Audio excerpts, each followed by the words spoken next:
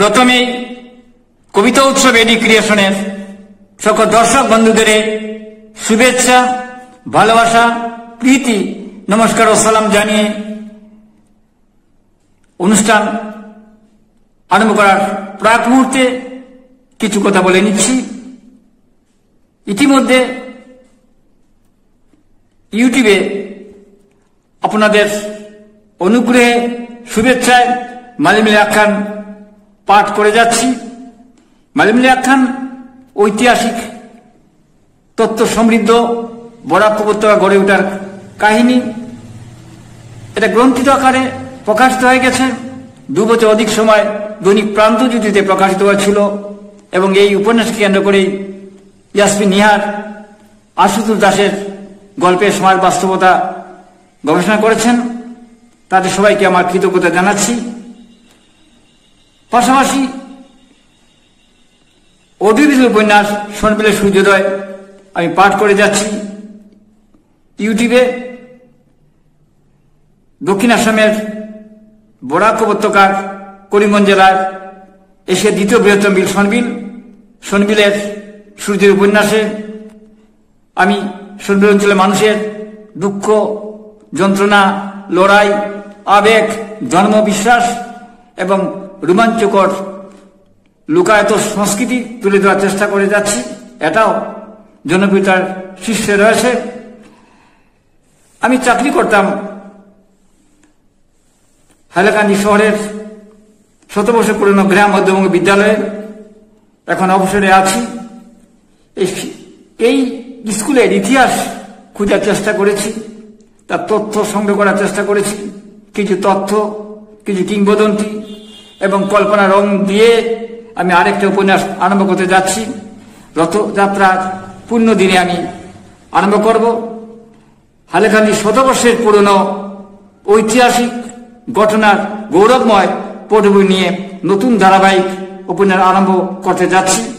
আপনারা অনুগ্রহ করে আপনারা দেখবেন। রথযাত্রার প্রথম পর্বে থাকবে। প্রতি সপ্তাহে ধারাবাহিক পর্বগুলো উপস্থাপন করার চেষ্টা করব। 1869 সালে হাইলাকান্দি মহকুমা গঠিত হয়েছে। সেই সময়ের প্রেক্ষিত নিয়ে এই উপন্যাস। ইতিহাসের সূত্র মতে ব্রিটিশ অধীনে 1832 ইংরেজি চলে যায় কাছাড় ইংরেজি অধিকারে। সেই সময় কাছাড়ের সঙ্গে যুক্ত ছিল হাইলাকান্দি মহকুমা। উল্লেখ্য, 1830 ইংরেজিতে কাছাড়ের শেষ নৃপতি গোবিন্দচন্দ্র মারা যান।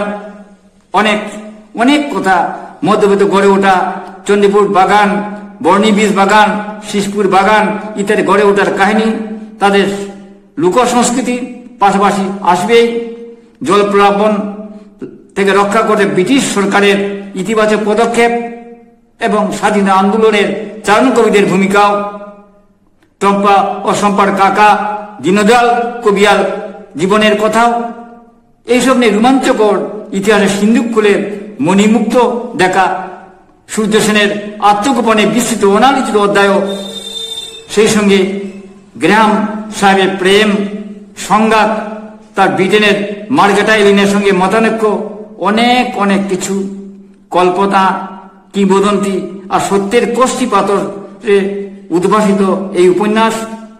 আজকের সূচনায় কিছু কথা সারসংক্ষেপে বলছি।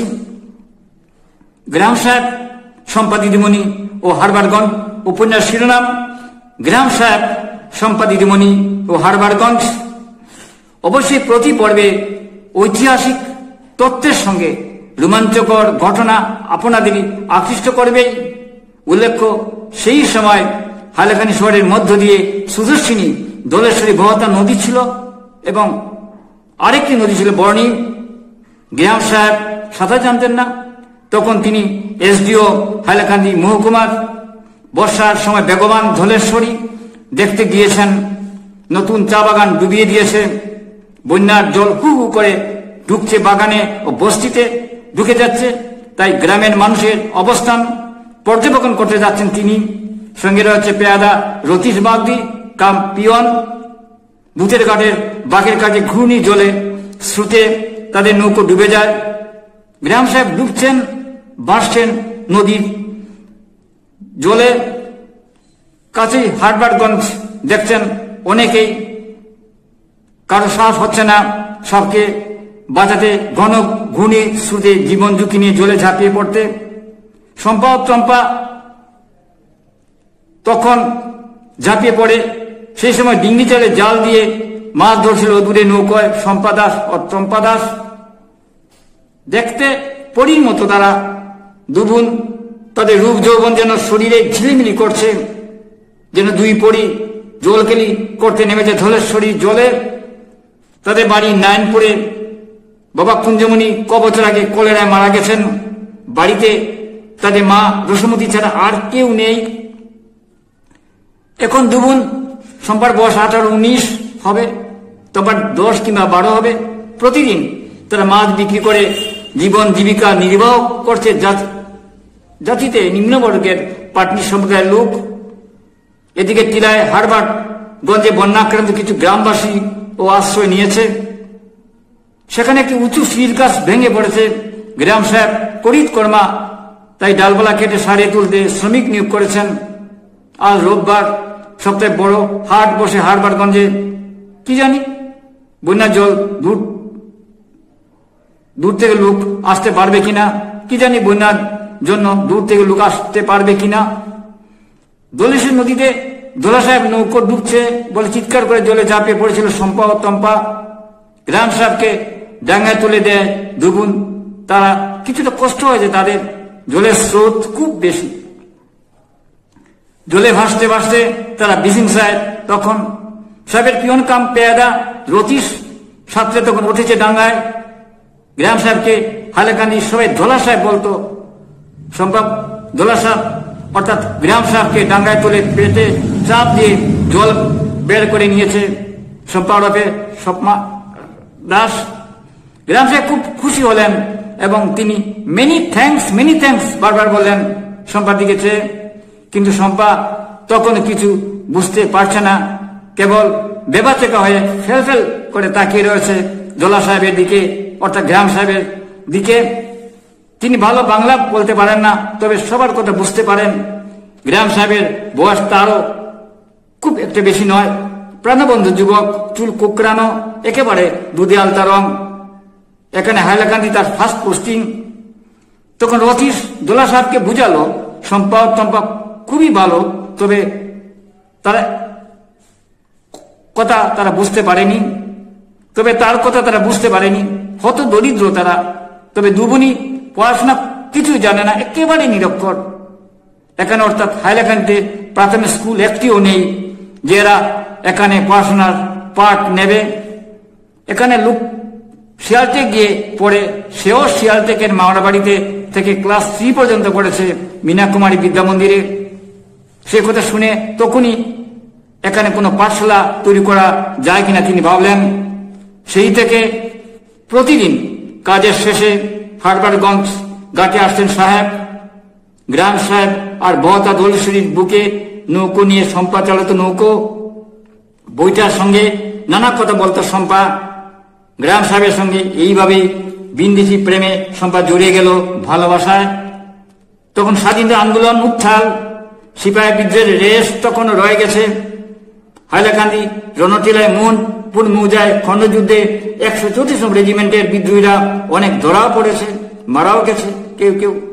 যখন বিদ্বেষ ইংরেজের সঙ্গে ভারতবাসীর আকাশপথা দূরত্ব, তখন এক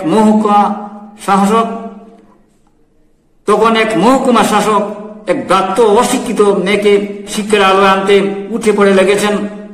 তাকে নিয়ে তাদের সকল ক্লাবে সমালোচনা তুঙ্গে।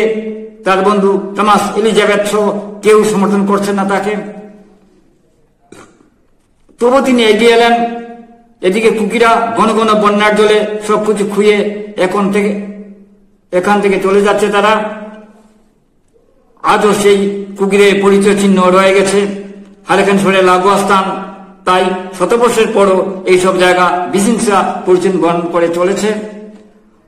হারবারগঞ্জ মূল বাণিজ্য কেন্দ্র, সেটা উপন্যাসে নানাভাবে এসেছে। হাইলাকান্দি থেকে শাইলদান সিলেটে খুব যেত, এই অঞ্চলে খুব বেশি শাইলদান হতো বলে শাইল নাম থেকে ক্রমাগত এই নাম হয়ে যায় বলে কেউ মনে করছেন।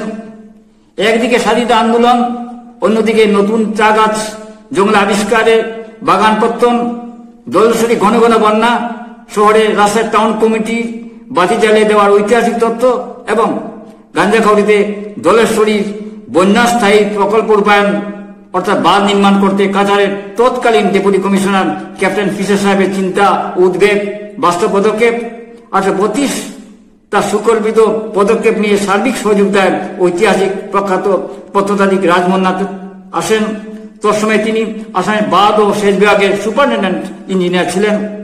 গ্রাম সাহেব সম্পাদিদিমণি হারবাদগঞ্জ উপন্যাস, গ্রাম সাহেব ও সম্পাদিদিমণি হারবাদগঞ্জ উপন্যাস কল্পনার সঙ্গে ঐতিহাসিক তথ্য সম্পর্ক সঙ্গে গ্রাম সাহেবের প্রেম, টমাস এলিজাবেথ এর কটূক্তি, ব্রিটেনের স্ত্রী মার্গারেট এলেনের সঙ্গে তার মতানৈক্য, গ্রাম সাহেব তার পৃষ্ঠপোষকতায় গড়ে ওটা 100 বর্ষ পুরনো গ্রাম স্কুলের এক অজানা ইতিহাসের অতুল্য হীরকখণ্ড আবিষ্কার দেখবেন। কিন্তু শুভ রথযাত্রা দিয়ে শুভ সূচনা গ্রাম সাহেব সম্পাদিদিমণি ও হারবাদগঞ্জ।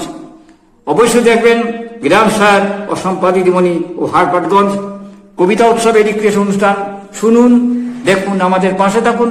প্রকৌশলগত অনেক ত্রুটি থাকা সত্ত্বেও, উপস্থাপনার অনেক খামতি থাকা সত্ত্বেও, কেবলমাত্র বিষয়ে বৈচিত্র্য, নান্দনিক গুণের জন্য দেশে বিদেশে হাজার হাজার দর্শক অনুষ্ঠানটি দেখে থাকেন। আপনিও দেখুন, দেখতে থাকুন, ভালো লাগবেই। কবিতা উৎসবের রিক্রিয়েশন মূলত কবিতার চ্যানেল, তবু আমরা গবেষণামূলক অনুষ্ঠান পরিবেশন করে থাকি। দেখতে থাকুন, ভালো লাগবেই। নমস্কার।